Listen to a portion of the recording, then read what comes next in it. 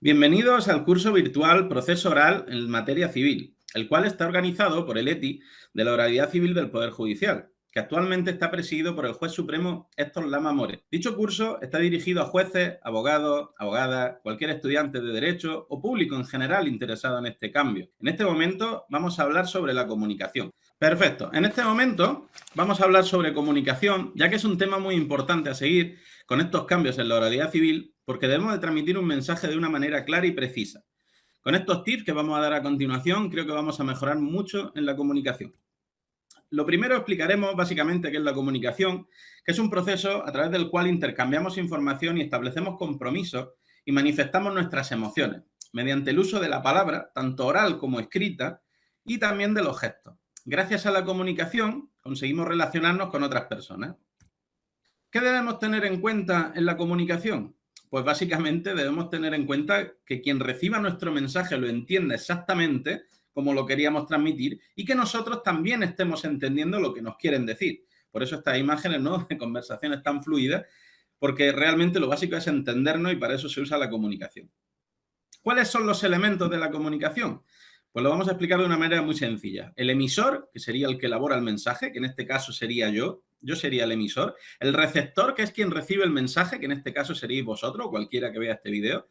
El código lenguaje, que sería el conjunto de signos con el que se transmite el mensaje, que en este caso sería el lenguaje castellano. Lo que es el mensaje en sí, que sería el contenido de esta charla o esta ponencia, sería la información que se envía. El canal sería el medio a través del que se transmite, que podría ser, en este caso, mediante internet, ¿no?, o mediante la voz. Y también la retroalimentación, que sería la confirmación de que el mensaje llegó correctamente, como por ejemplo decir, pues me dejé entender, me estoy explicando bien, lo estáis entendiendo bien, cosas como esas, ¿de acuerdo?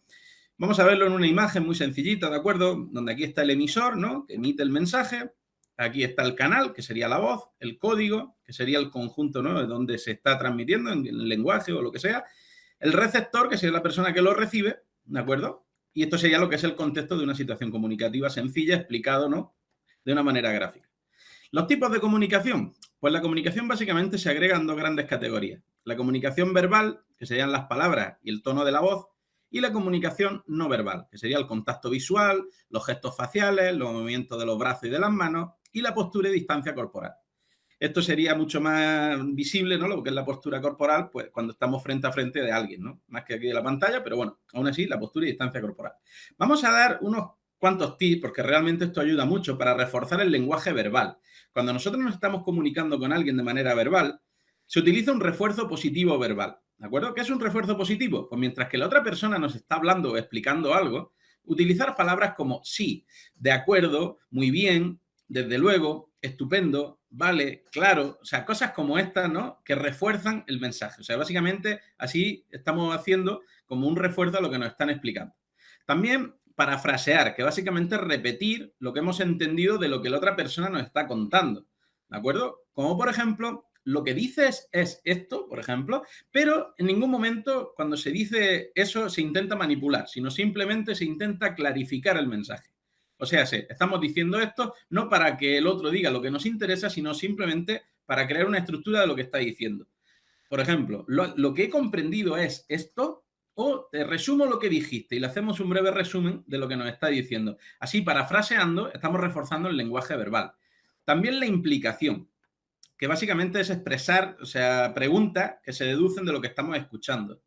O sea, si de esto que me estás contando se puede deducir que, o lo que me has dicho significa esto, o entonces lo que debemos hacer es esto.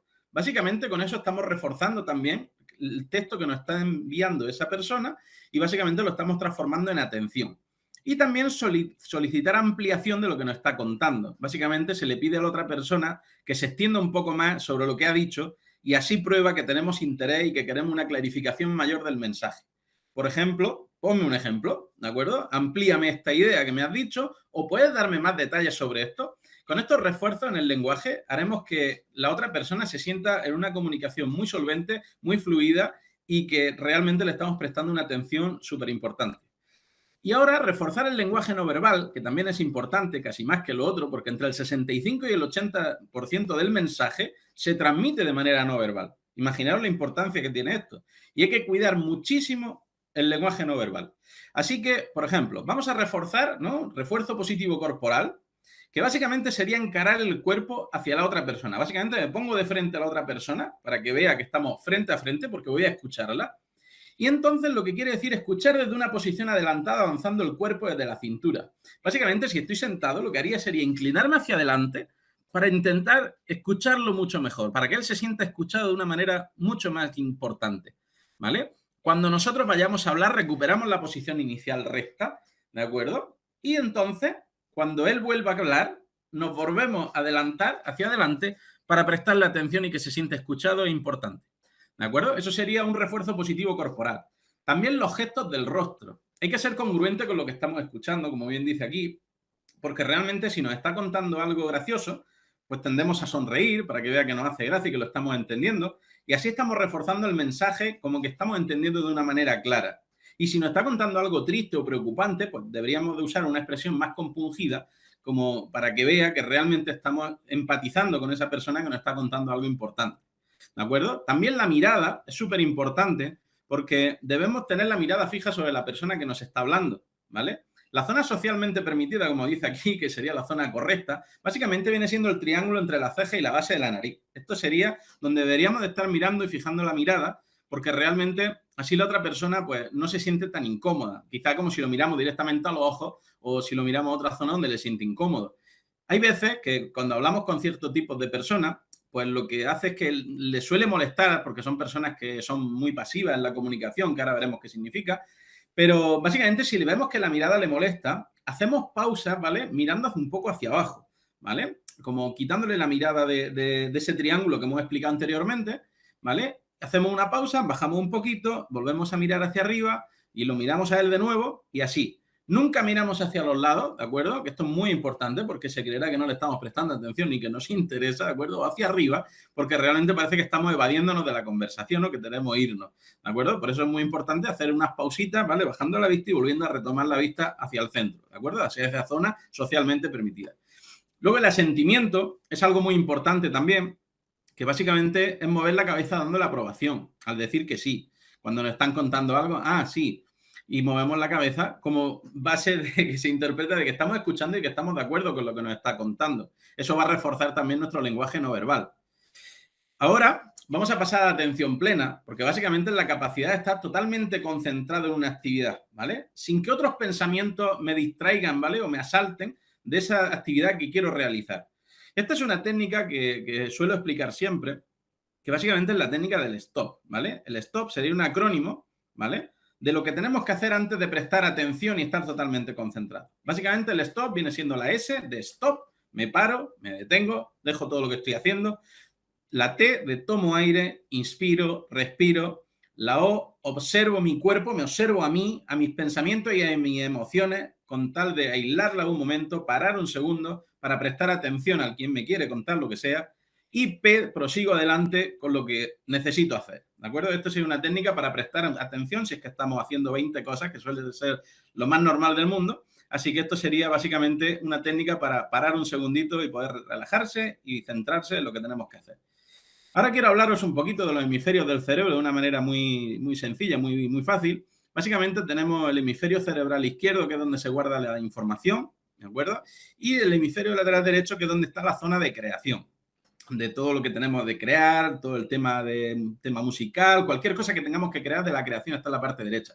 Y la parte izquierda, cualquier cosa que vamos guardando de información, como los números, el lenguaje, el escrito, el hablado, cualquier cosa como ese, y los controles de la mano izquierda y de la mano derecha están en los hemisferios cerebrales también.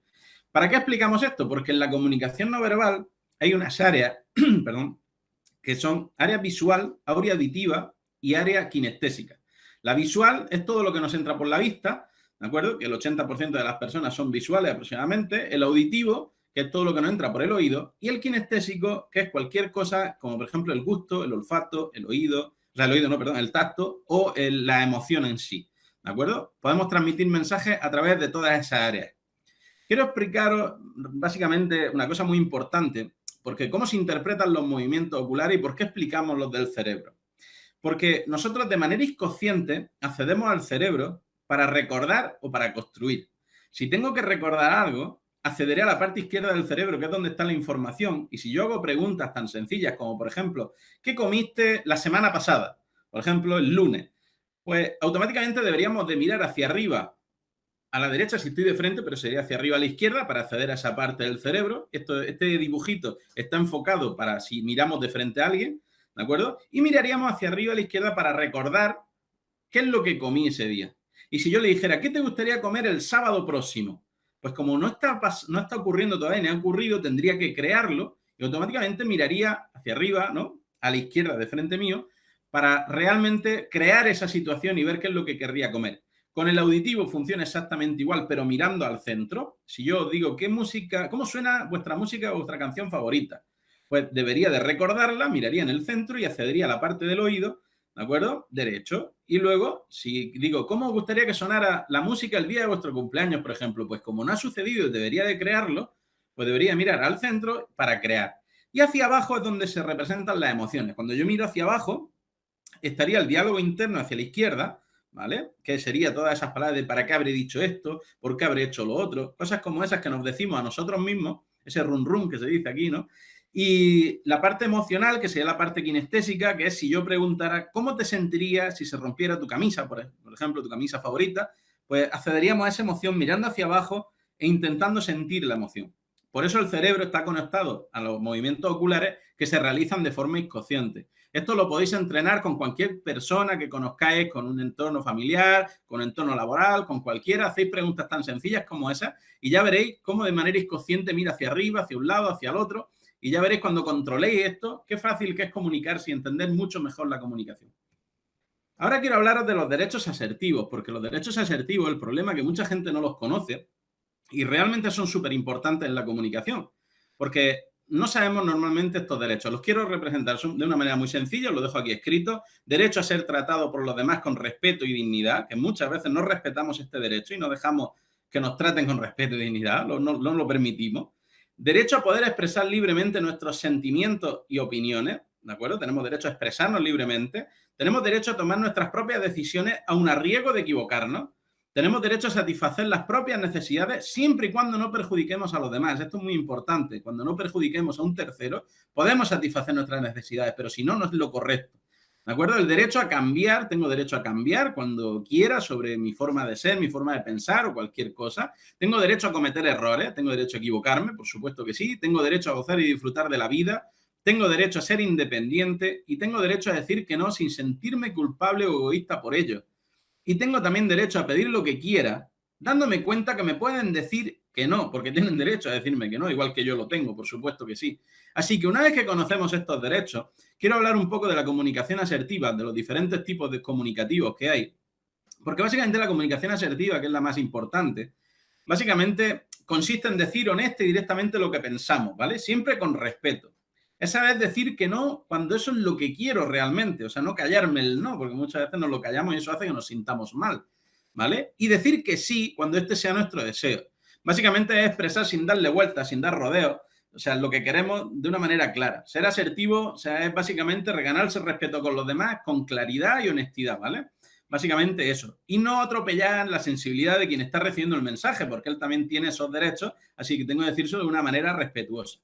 Los estilos comunicativos, como estoy diciendo, el asertivo, lo voy a explicar de una manera así gráfica, ¿vale? Básicamente expresa los sentimientos, expresa las necesidades, los derechos y opiniones propias y también respeta los derechos de los demás, ¿vale? Y su conducta no verbal, o sea, sé cómo se mueve básicamente, pues con contacto ocular directo, como hemos hablado anteriormente, el habla fluida, gestos seguros, postura recta y conducta verbal, hablando con frases y palabras como siento, pienso, tú qué piensas, qué te parece, cuál es tu opinión, mi opinión es esta, es la otra.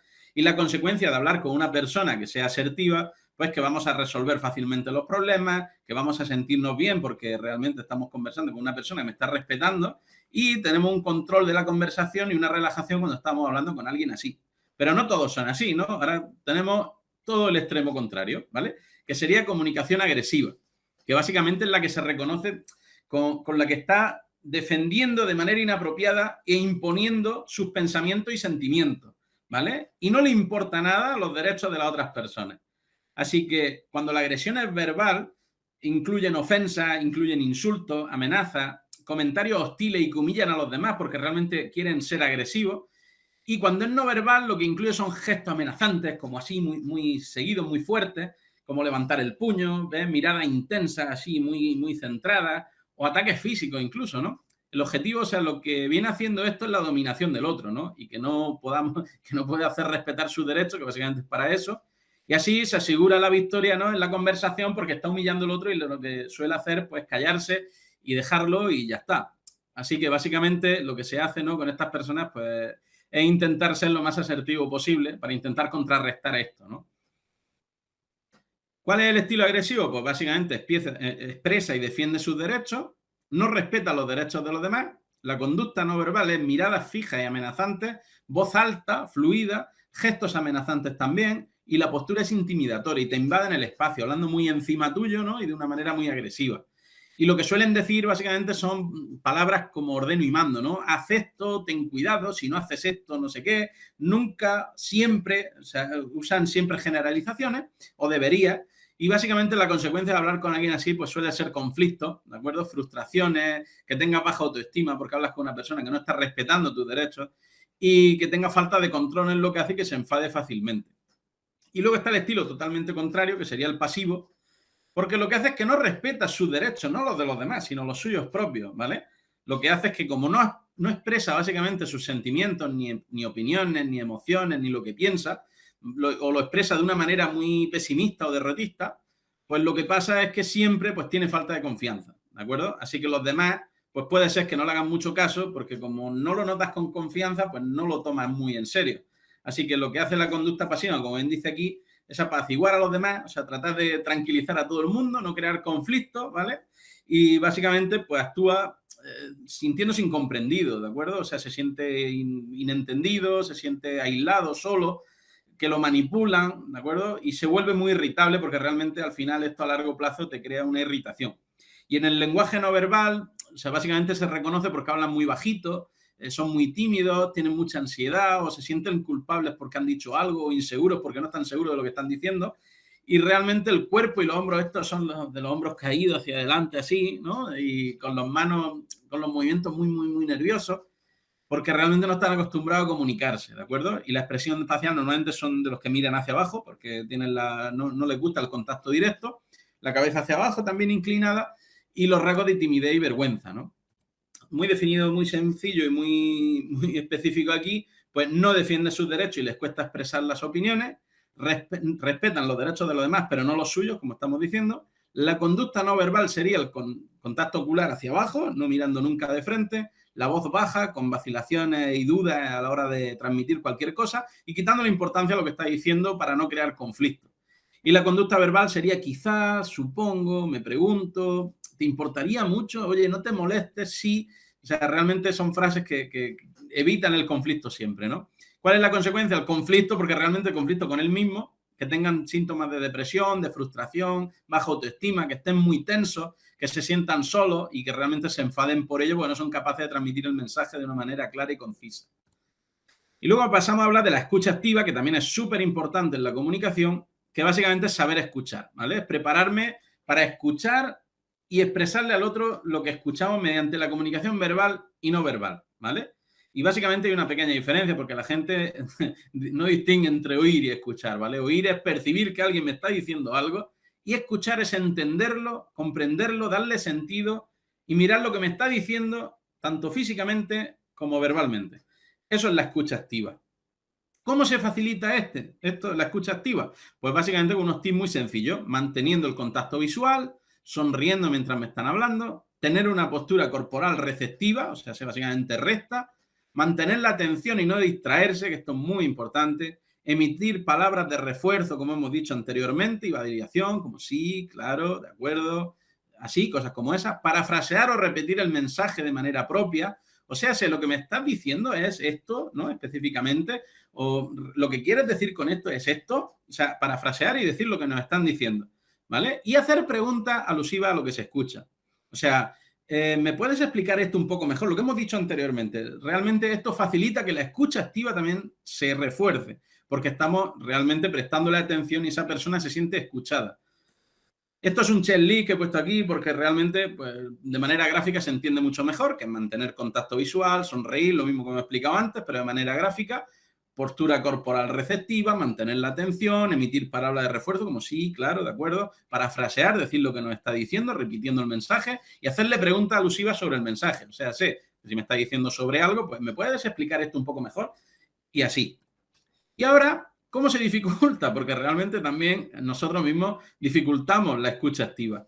Pues si me distraigo con algo, si me están hablando y cojo el celular y me pongo con el celular así, pues realmente va a dificultar, ¿no?, la escucha activa. Si yo lo voy interrumpiendo cada vez que está diciendo algo, pues también dificulta eso.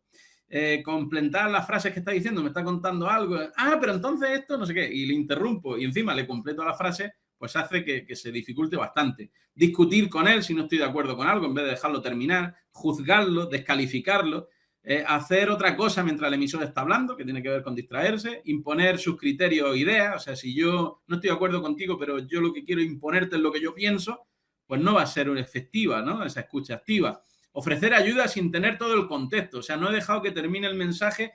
Pero no te preocupes, pues yo te puedo ayudar haciendo esto, puedes hacer lo otro, sin intentar ya hacer de ayudador oficial, como se dice aquí, ¿no?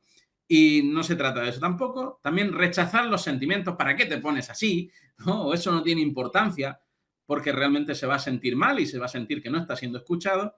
O contarte, que esto es muy típico también en muchas personas, que a mí ya me ha pasado algo igual o peor. Porque realmente esto es muy gracioso, porque siempre hay gente que te dice, no, eso me pasó a mí, pero es que incluso mucho peor, porque tal y porque cual. Y eso lo que hace es que entiendas que no te están prestando atención o que no te están escuchando activamente. Y de ahí da lugar a esta imagen, ¿no?, que es muy graciosa también, porque al final cansa, ¿no?, explicarle algo a alguien que tiene estos tips, ¿no?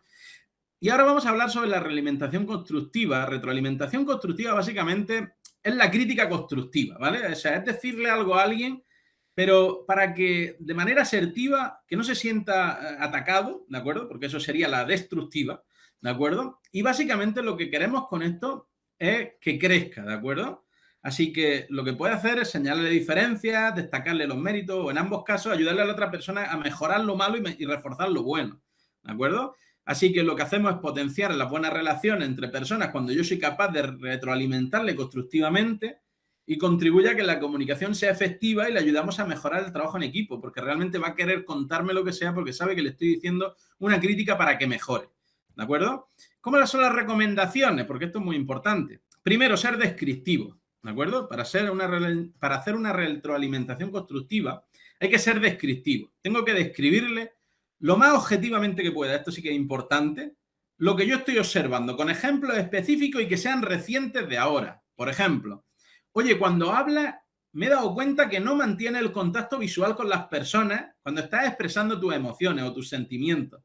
Esto se lo decimos describiendo lo que hace para que crezca y que no se sienta atacado, ¿de acuerdo? Porque realmente se lo estamos diciendo para que crezca y mejore. Tampoco usemos clasificaciones, como por ejemplo, eres inmaduro, no eres profesional, eres irresponsable. Son clasificaciones que lo que van a hacer es que tengan resistencia a escuchar, o sea, porque se van a sentir atacados y van a tener esa evasión de responsabilidad y no van a querer escucharlo, ¿de acuerdo? Así que hay que describir básicamente el comportamiento diciendo, en tal circunstancia tú no hiciste esto, ¿de acuerdo? O no cumpliste lo acordado. Cosas como esa, ¿vale? Pero no usando eres inmaduro o no eres profesional, ¿vale? No generalizar, esto es súper importante. O sea, decir nunca haces lo que prometes, ¿no? O nunca te da tiempo a hacer tu trabajo, lo que hacemos es que el otro pues busque una excusa, básicamente viene siendo eso, para demostrarte lo contrario, ¿no? Así que hay que evitar las afirmaciones que contengan nunca, siempre, jamás, todo el tiempo, o sea, generalizaciones. Olvidarnos de las generalizaciones. Y luego otra muy importante, no juzgar, ¿de acuerdo? Esto es súper importante. Juicios como no eres bueno, eres el mejor, eres malo, eres lo peor, ¿vale? Lo que hacemos es que la retroalimentación no parezca eso, sino que queremos ser superiores, ¿de acuerdo? O que se sientan superiores también, cualquiera de las dos. Y entonces lo que hace es que el otro no preste tanta atención o que realmente se sienta mucho más de lo que es y no preste la atención que debería prestar, ¿vale? Para hacer la retroalimentación constructiva, ¿de acuerdo? Hablar por ti mismo, esto es súper importante, ¿de acuerdo? Porque yo tengo que dar mi opinión, no la de los demás, ¿vale? O sea, sé que muchas veces decimos, es que a mucha gente no le gusta cuando tú dices esto o cuando tú haces lo otro. O sea, lo que debemos hacer es en primera persona, súper importante. Oye, me molesta cuando no dices lo que sientes, ¿no? Cuando no expresas lo que sientes. Oye, no me gusta cuando dices sí, cuando realmente te gustaría decir que no. O sea, pero no me gusta a mí, en primera persona, ¿de acuerdo? No diciendo a la gente no le gusta, ¿no? O a los compañeros no le gusta que tú hagas esto, que hagas lo otro. Siempre habla por ti, porque va a ayudar a que esa persona se sienta, ¿no?, integrada y de una manera que le estamos aconsejando para él, ¿no?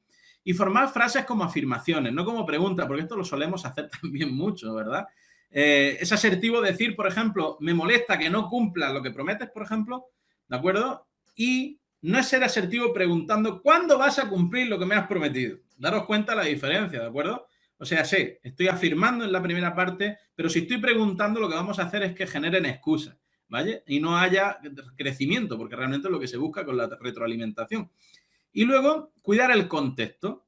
Básicamente, la retroalimentación constructiva se tiene que entregar en un contexto de confianza. Tú no puedes ir criticando a todo el mundo su forma de hacer o su forma de pensar o su forma de decir, pero si no te conozco o no tengo confianza para hacerlo. O sea, y solo cuando la otra persona veamos que le interesa que nosotros le hagamos esa retroalimentación constructiva, porque hay gente que no acepta la crítica constructiva tampoco.